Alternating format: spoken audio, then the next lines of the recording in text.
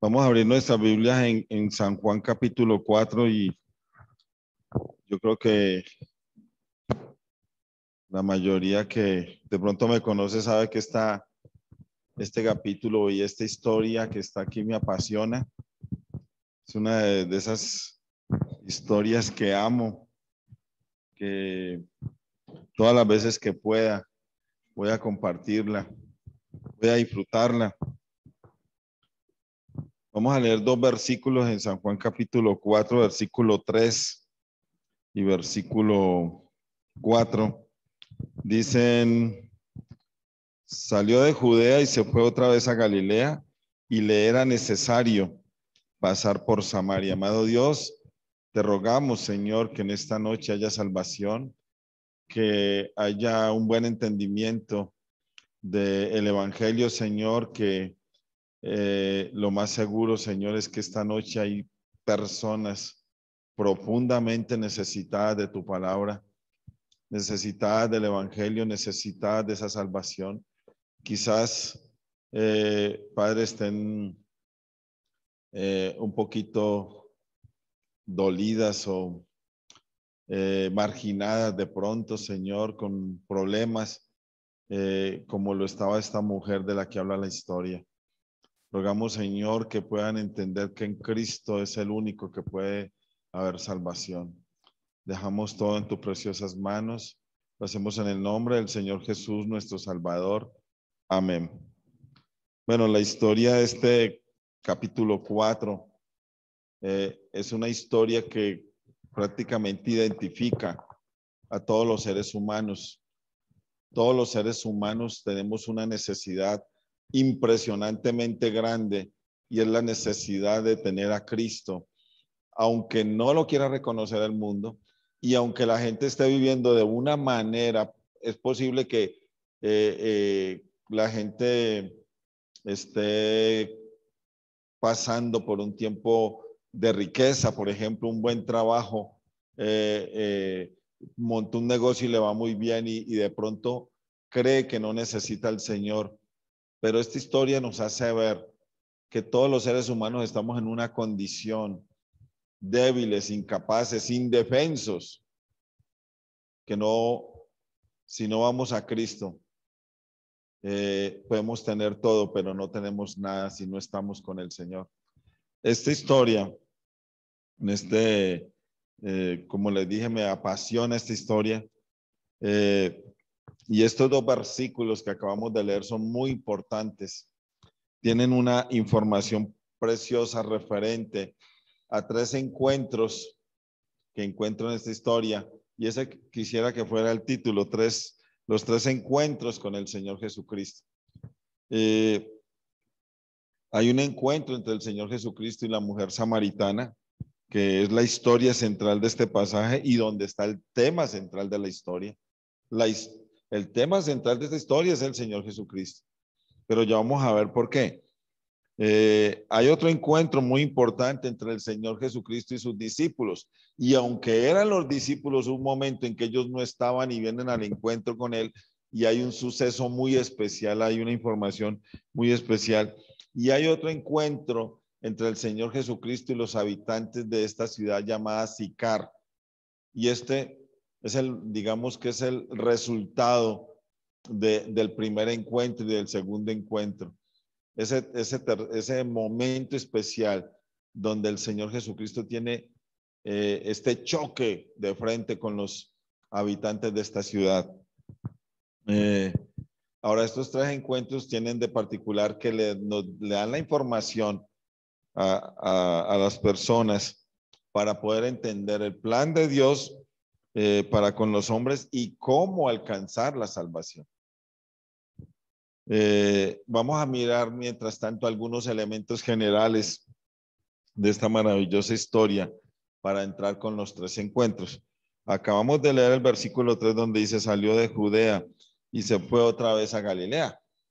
Y este versículo pareciera que es muy sencillo y que no fuera tan importante, pero es clave en esta historia.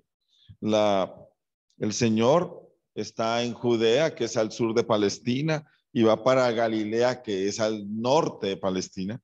Y en todo el medio de estas dos regiones está Samaria.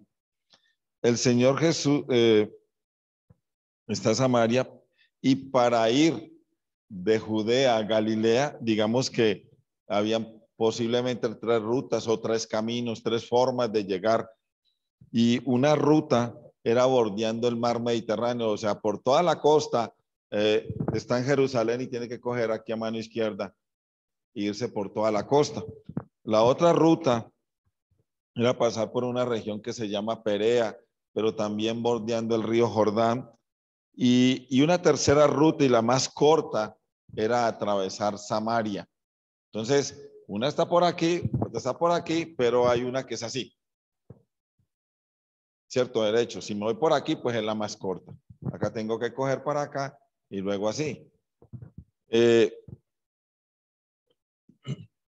Pero si miramos el final del versículo 9, encontramos un problema bien serio. Dice al final del versículo 9, porque judíos y samaritanos no se tratan entre sí. O sea, los judíos y los samaritanos no se llevaban bien, no se querían. ¿Por qué? Bueno, es una historia especial, pero un poquito larga de contar. Pero por ahora, parte del conflicto que tenían los judíos y los samaritanos era el tema de la adoración. Se había establecido que la adoración sería en Jerusalén. El lugar escogido para hacer el templo fue Jerusalén. Entonces, todo el que quería adorar al verdadero Dios, pues iba a Jerusalén a adorar. Pero los samaritanos decidieron que no. Tenían razones para decir, es que acá estuvo Jacob, esta fue la heredad que le compró, y ahí más abajito lo dice, Abraham a Jacob. Entonces, ellos decidieron que no iban a adorar en Jerusalén, sino en un monte, Gerizim se llama el monte. Entonces, ellos, por esta razón, había problemas entre los judíos y los samaritanos. No es el total del problema, pero es parte del problema, el tema de la oración. Y lógicamente, esto ofendía a los del pueblo judío.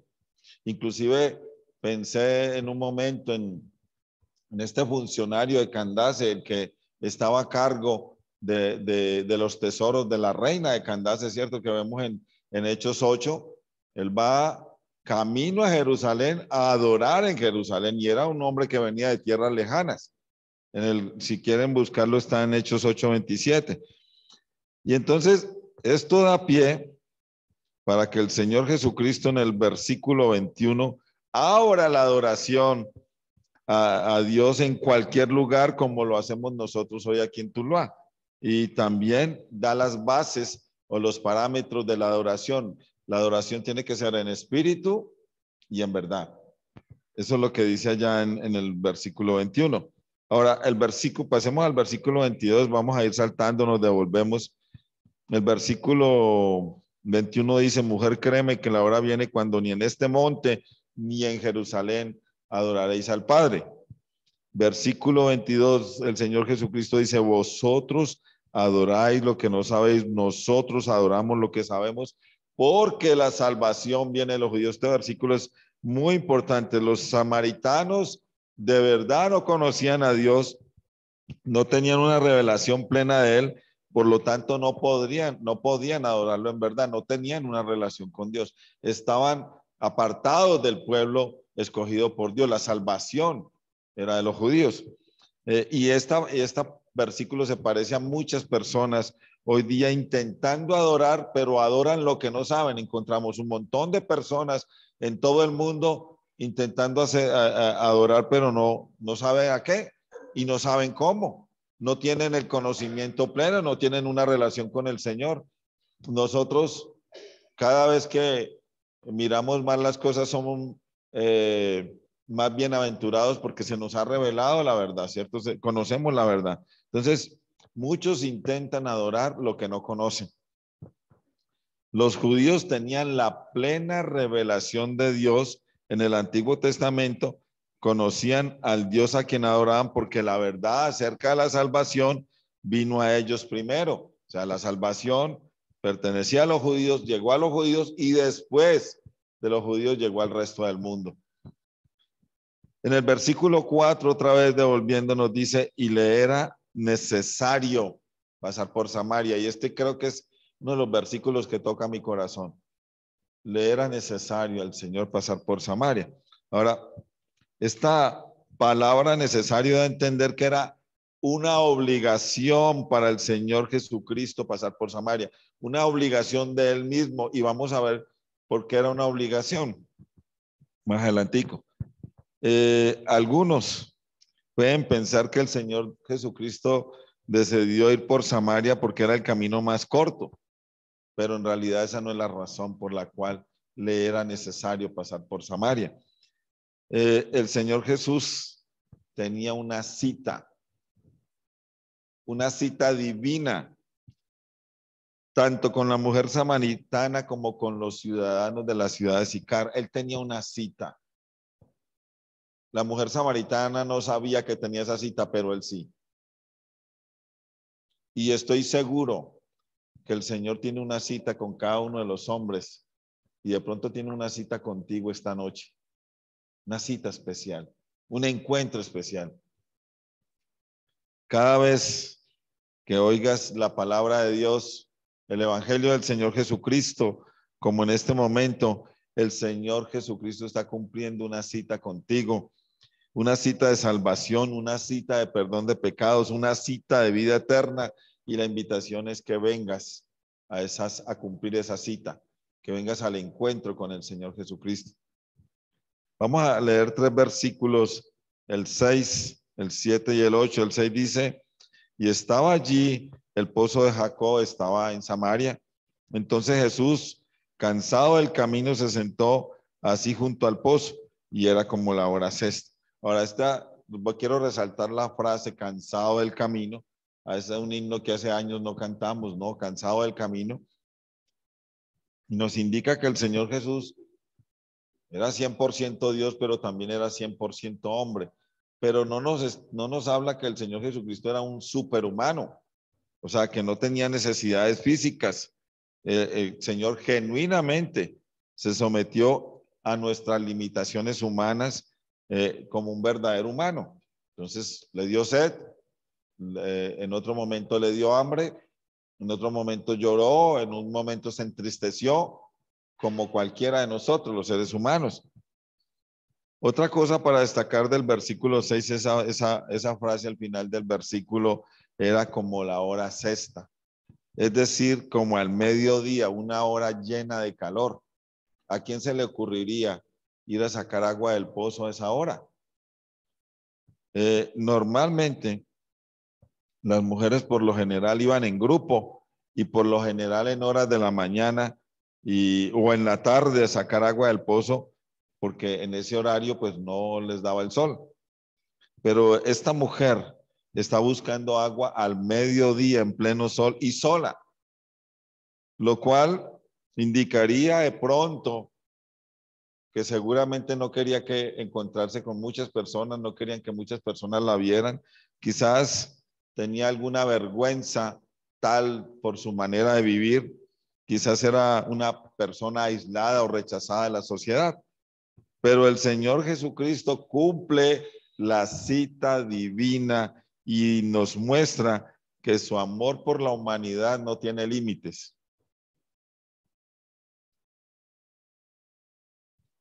Con amor y con compasión se acercó a una mujer desechada por la sociedad debido a su adulterio. Bueno, en el versículo 17 y 18, del 16 al 18, le dice, ven y llama a tu marido. Y ella dice, no tengo marido. Entonces él le dice, bueno, 5 maridos has tenido y el que ahora tienes no es tu marido. O sea, tenía un hombre ahí que no era su marido, era el marido quizás de otra. Entonces uno era una mujer con demasiados problemas. Pero eso no significa que los demás seres humanos no estemos en la misma situación, con problemas diferentes. Y necesitamos al Señor Jesús. El Señor Jesucristo nos enseña el carácter de amor divino que no discrimina a nadie por ninguna razón. Todos tenemos cabida en el grande amor de Dios. El amor de Dios es incondicional.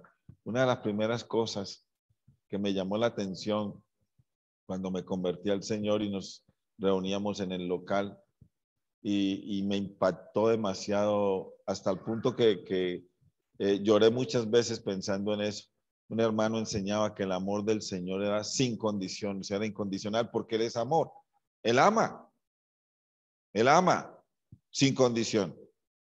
Entonces, martes recuerdo que dije, hermano, yo quiero dar gracias al Señor por su amor incondicional. Y me impactaba mucho saber eso. Y aquí se aplica perfectamente. Una mujer quizás deshecha, con dolor, con vergüenza, con pena. Sin embargo, el Señor Jesucristo está ahí al lado de ella. En el versículo 7 vemos, vino una mujer de Samaria a sacar agua y Jesús le dijo, dame de beber. Y aquí hay otro suceso bien especial, porque el Señor Jesucristo le habla a la mujer. Si miramos más adelante en el versículo, que no lo vamos a tocar ahora, 27, dice, en esto vinieron sus discípulos y se maravillaron de que hablaba con una mujer. Se maravillaron. Bueno, de pronto ahora tocamos el versículo de pasada. Entonces, el Señor Jesús le habla a esta mujer y normalmente, por tradición, un rabino hablaba con una mujer en público, ni siquiera con su propia esposa, imaginen eso, ni siquiera con su propia esposa, y menos que un judío varón le pidiera un favor a una mujer samaritana, mucho menos eso. En versículo 8, pues sus discípulos habían ido a la ciudad a comprar de comer. Entonces, está el encuentro, el Señor Jesucristo con esta mujer. Estoy hablando de las cosas generales y los discípulos habían ido inexplicablemente, digo yo, a comprar comida y lo habían dejado solo. Hubieran podido ir unos cuantos y otros quedarse con él, pero se van todos, no sé por qué, pero lo que sí sabemos era que era necesario que el Señor Jesucristo estuviera solo para tener este encuentro con esta mujer.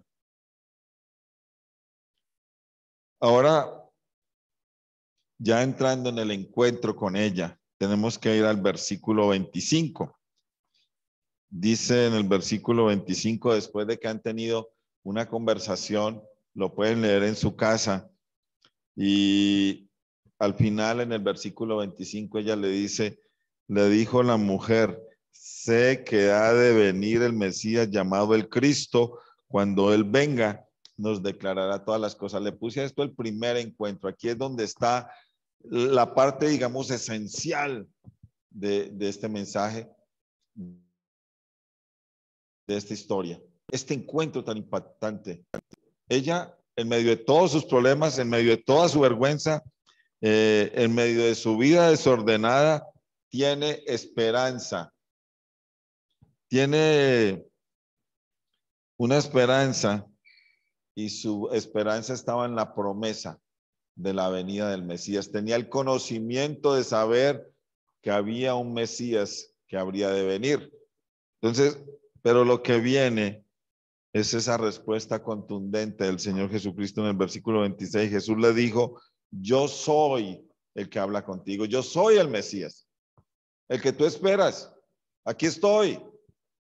Por eso es que me impacta este encuentro. No lo conocía, no sabía quién era él, pero ahí estaba enfrente de ella el Mesías. Yo soy el que habla contigo y yo tengo que confesar que este es el momento que más toca mi corazón de esta historia. Yo soy el que habla contigo. Este es el punto central de la historia. El Mesías. Ella es muy importante, pero el Mesías es el centro de la historia. El Mesías es el que cada uno de nosotros necesitamos. Es el que el mundo allá afuera necesita, el Mesías. Ella, pecadora, rechazada por los de su pueblo, una vida desordenada, dedicada al adulterio. Sin embargo, el Señor Jesús mostrando que su carácter es amor, se pone al frente de ella y le dice, yo soy el que habla contigo. Qué maravilla, qué momento tan especial. Yo soy el que habla contigo. Ahí enfrente de ella tenía el que ella estaba esperando, al Mesías. Ella esperaba quizás un libertador, porque eso es lo que da a entender un Mesías, un libertador, alguien que la liberara, alguien que transformara o que cambiara su vida. Pues allí estaba enfrente de ella, el Mesías. Ahora, es necesario decir que la palabra hebrea para Mesías significa ungido o el prometido. Hubo muchos ungidos en el Antiguo Testamento, muchos hombres escogidos por Dios con un fin especial o para hacer algo especial para Dios. Entonces a esas personas se les llamaba ungidos. En griego esta palabra es Cristo, se empieza con CH, Cristos, y en español es Cristo, que nosotros conocemos. El ungido o el Cristo o el Mesías será alguien prometido por Dios con un propósito especial ordenado por Dios. En el Antiguo Testamento encontramos la promesa de un libertador venidero elegido por Dios para redimir a Israel, pero también para redimir a las naciones. No solamente era prometido para Israel, ellos esperaban el Mesías, el que habría de redimir a Israel.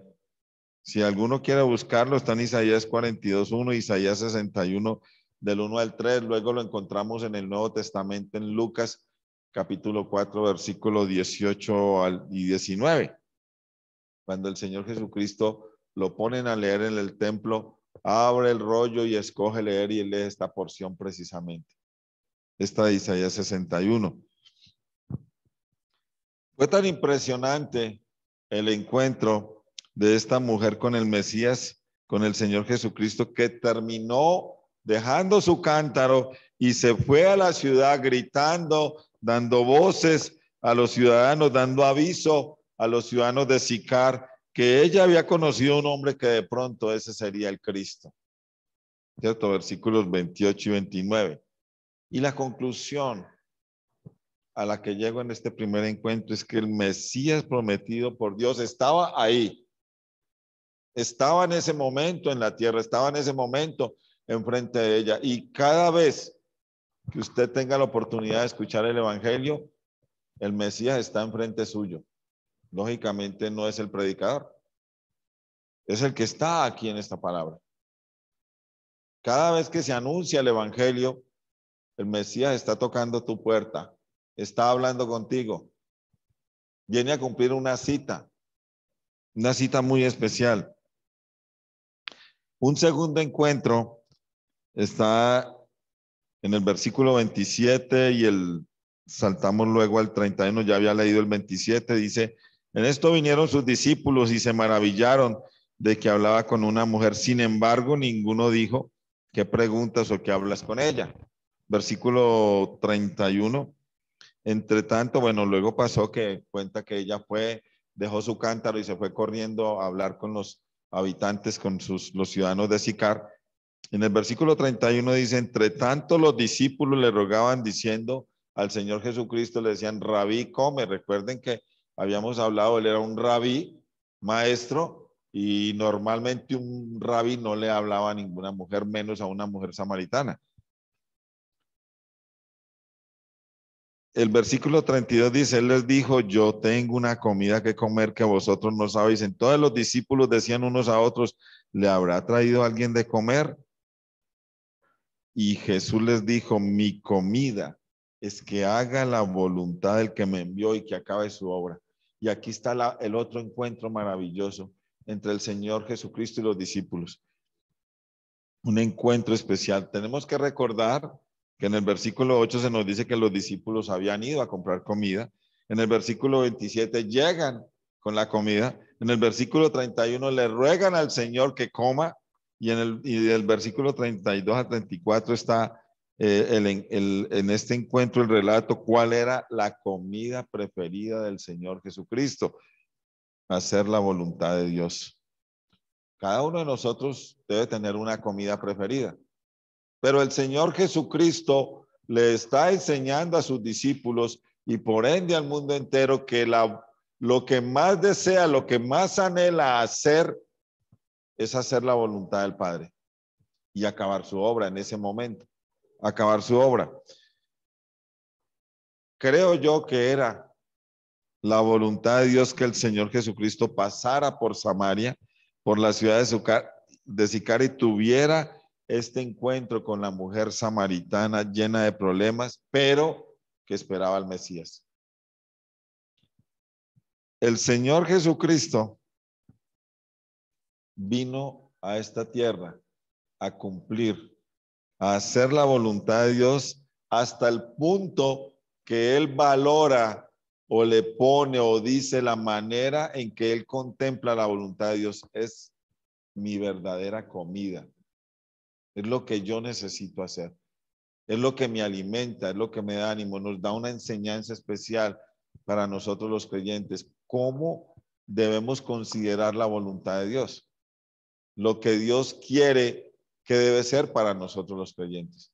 Pero en este momento, el Señor Jesucristo da una explicación maravillosa sobre cuál es su comida y es hacer la voluntad de Dios. Mientras los discípulos estaban pensando en una comida material, habían ido a comprar comida, el Señor Jesucristo pensaba en hacer la voluntad de Dios y terminar la obra encomendada a Él. Hacer la voluntad de Dios tenía como fin buscar a los pobres, hombres necesitados, desvalidos, esclavos del pecado, que en realidad somos todos los seres humanos, ricos, pobres, llenos de éxito, sin éxito, llevados, no llevados, emproblemados, no emproblemados, todos los seres humanos. El Señor Jesucristo vino con un objetivo especial y dentro de la voluntad de Dios estamos todos los seres humanos. La mujer samaritana es un poderoso ejemplo del Señor Jesucristo haciendo la voluntad de Dios. Un ejemplo especial. Esta mujer es un perfecto ejemplo de lo que Dios quiere: salvar a los pecadores, salvar a los pobres hombres, salvar a los indefensos. Leíamos esta mañana que cuando aún éramos débiles, a su tiempo murió por los impíos. Esta palabra débiles traduce indefensos. Los hombres más poderosos de la tierra son, ante Dios, son indefensos. ¿Qué le pueden hacer a Dios? ¿O cómo pueden luchar contra Dios? Pero ¿cómo el hombre llega a conocer a Dios cuando reconoce que es un pobre hombre débil y que necesita al Señor Jesucristo? Cuando reconocemos eso, soy un incapaz, no tengo capacidad de salvarme por mí mismo. Puedo ir tranquilamente a los brazos de nuestro Señor. Un tercer encuentro lo encontramos del versículo 39 al 42 y es con los ciudadanos de Sicar. Versículo 39 dice: y muchos de los samaritanos de aquella ciudad creyeron en él por la palabra de la mujer, que daba testimonio diciendo: me dijo todo lo que he hecho. Y aquí pensé con este versículo que hasta aquí escucharon a la mujer y digamos se interesaron, de pronto estaban convencidos, pero no convertidos. Versículo 40, entonces vinieron los samaritanos a él y le rogaron que se quedase con ellos, y se quedó allí 2 días y creyeron mucho más por la palabra de él. Y aquí yo veo los convertidos. Y decían a la mujer: ya no creemos solamente por tu dicho, porque nosotros mismos hemos oído y sabemos que verdaderamente este es el Salvador del mundo, el Cristo. Y en este tercer encuentro vemos a la mujer dando testimonio del Señor Jesús y ellos creyeron. Querían conocer, querían verlo, querían oírlo. Pero luego Vemos a estos hombres creyendo en el Señor Jesucristo al escucharle enseñar la palabra. El Señor Jesús es un poderoso, fue un poderoso predicador, un poderoso evangelista. Cuando él hablaba era impresionante cómo la gente podía derretirse prácticamente, caer rendida ante él. Muchos llenos de soberbia siguieron su camino, pero aún cuando mandaron estos hombres precisamente de esta ciudad de Sicar, mandaron a unos alguaciles a que lo tomara prisionero al Señor Jesucristo, luego vuelven sin él ¿y qué pasó? Y la respuesta es nadie, nunca ningún hombre había hablado como él. Nadie. Quedaron impactados con las palabras del Señor Jesucristo. Eran palabras contundentes. Y eso es lo que queremos en esta noche, que le abras el corazón a la palabra del Señor. La parte clave de este encuentro es creer. Creer. El Señor Jesucristo viene a este mundo como el Mesías, el ungido, el prometido por Dios para salvar a las naciones. Pero la parte que le toca al hombre es creer en él. Creer en el Señor Jesucristo. Y creer significa, no es que yo sí creo que Él existe. No, creer significa que yo reconozco que soy un pecador y que Él es el único que puede salvarme.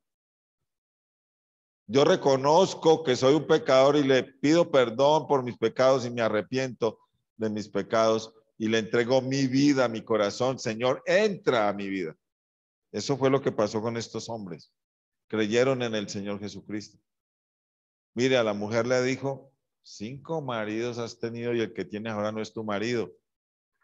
En una frase le dijo todo lo que ella había hecho. Y estoy seguro que si el Señor tuviera que decirle a una persona que no lo conoce, usted es esto, se lo diría, y usted diría, claro, eso soy yo. Tengo 2 preguntas. ¿Por qué el ser humano incapaz de salvarse a sí mismo debe creer en el Señor Jesús?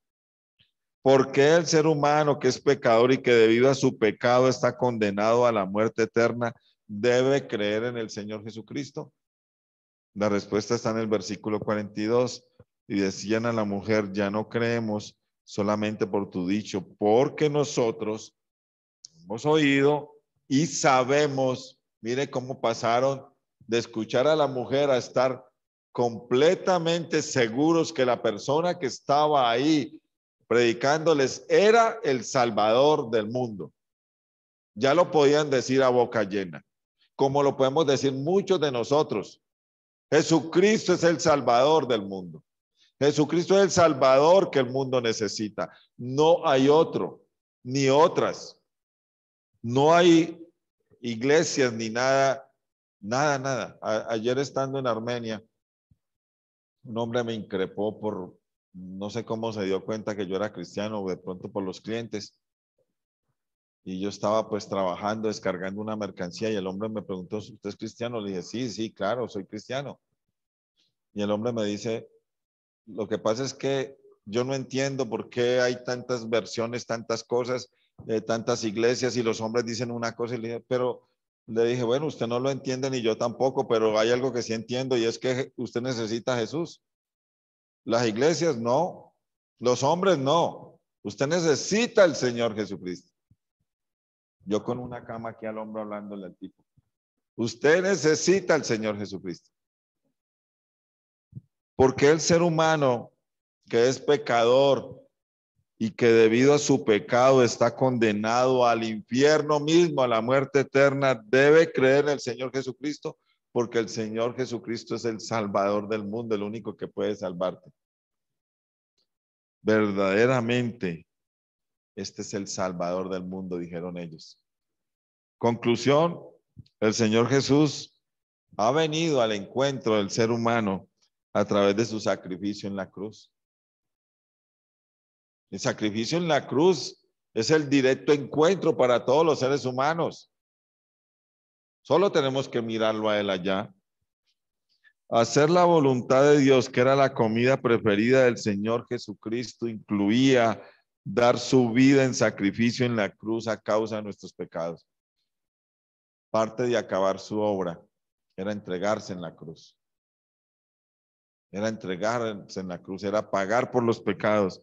En la cruz el Señor Jesucristo mostró que Él es el Salvador del mundo. En la cruz quedó plasmado eso.